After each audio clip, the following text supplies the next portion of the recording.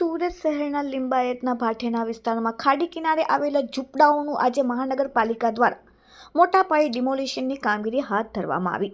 જોકે પ્રારંભિક તબક્કે સ્થાનિકો દ્વારા ઉગ્ર વિરોધ કરવામાં આવતા પોલીસ જવાનોએ મામલે ઠારે પાડ્યો. સાંજ સુધીમાં લિંબાયત ઝોનના દબાણ વિભાગ દ્વારા ખાડીમાં બોક્સ ટ્રેનની કામગીરી નડતરરૂપ 30 જેટલા ઝૂંપડાઓનું ડિમોલિશન કરવામાં આવ્યું. લિંબાયત ઝોન વિસ્તારના સમાવેશ ટીપી સ્કીમ 7 આંજરામાં એપી નંબર 184 થી નોંધાયેલ જમીન પર આવેલ પંચશીલ વસાહતમાં આજે લિંબાયત ઝોન દ્વારા વહેલી સવારથી ડિમોલિશનની કામગીરી હાથ ધરાઈ.